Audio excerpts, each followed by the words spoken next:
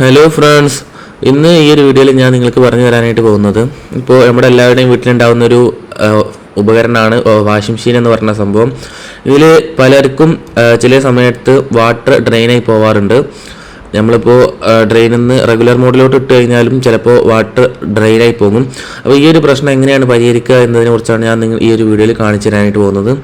അപ്പോൾ ഇതിന് വേണ്ടിയിട്ട് നിങ്ങളുടെ വാഷിംഗ് മെഷീൻ്റെ ബാക്ക് സൈഡിലോട്ട് വന്നു കഴിഞ്ഞാൽ നിങ്ങൾക്ക് ഇവിടെ കുറച്ച് സ്ക്രൂ കാണാൻ പറ്റും.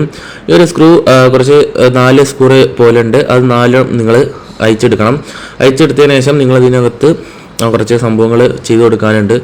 അപ്പോൾ ഞാൻ അയച്ചിട്ട് നിങ്ങൾക്ക് കാണിച്ചു തരാം.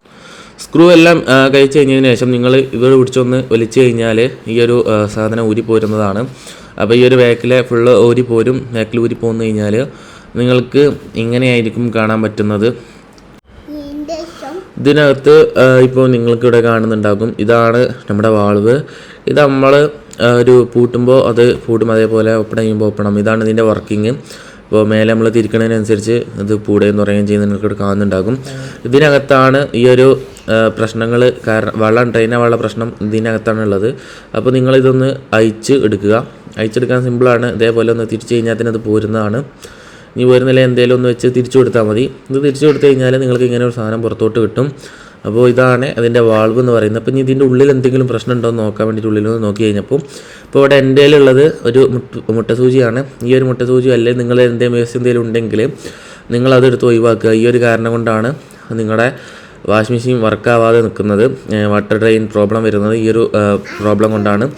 അപ്പോൾ ഇത് എടുത്ത് ഒഴിവാക്കിയതിന് ശേഷം നിങ്ങൾ എന്താ ചെയ്യേണ്ടതെന്ന് വെച്ച് കഴിഞ്ഞാൽ ഇത് പഴയ പോലെ തന്നെ പൂട്ടി വെക്കണം. അപ്പോൾ ഇതാണ് എനിക്ക് കിട്ടിയിട്ടുള്ളത്. അപ്പോൾ ഞാനത് ഒഴിവാക്കിയിട്ട് പഴയ പോലെ അത് ജസ്റ്റ് ഒന്ന് പ്രസ് ചെയ്തിട്ട് ക്ലോസ് ചെയ്ത് കൊടുത്താൽ മതി. ഓട്ടോമാറ്റിക്കലി അത് പൂട്ടിക്കോളും, വേറെ കുഴപ്പമൊന്നുമില്ല ഉണ്ടാവില്ല. അപ്പോൾ ഇങ്ങനെ പൂട്ടി കൊടുത്തതിന് ശേഷം നിങ്ങൾ പഴയ പോലെ ആ ഒരു ബാക്കിലെ ഇത് വെച്ചിട്ട് ഇത് ഫുള്ള് ടൈറ്റാക്കി പൂട്ടണം. ഓവർ ടൈറ്റ് ആക്കേണ്ട, നിങ്ങൾക്ക് കിട്ടുന്ന പോലെ തന്നെ ജസ്റ്റ് ഒന്ന് കുറച്ചൊന്ന് ടൈറ്റാക്കി കൊടുക്കണം, ലൂസാക്കി വെക്കരുത്.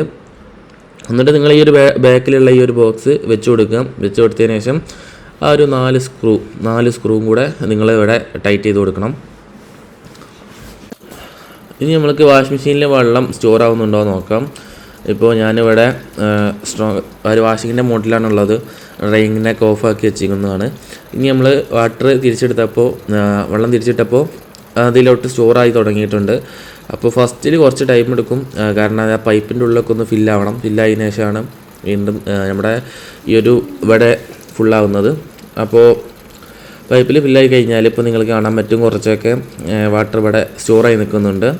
അപ്പോൾ ഈ ഒരു പ്രശ്നം നിങ്ങൾക്കിപ്പോൾ ഒരു ഇലക്ട്രീഷ്യനൊക്കെ വിളിച്ചിട്ട് നിങ്ങൾ ചെയ്യുകയാണെങ്കിൽ നിങ്ങൾക്കൊരു 500 രൂപയുടെ അടുത്ത് പൈസ കൊടുക്കേണ്ടി വരും. അത് നമ്മൾക്ക് ഫ്രീ ആയി തന്നെ വീട്ടിലിരുന്ന് തന്നെ ചെയ്യാൻ പറ്റുന്നതാണ്. കുറച്ച് സമയം ഒന്ന് സ്പെൻഡ് ചെയ്താൽ തന്നെ നമുക്ക് ചെയ്യാൻ പറ്റുന്ന കാര്യമാണ്.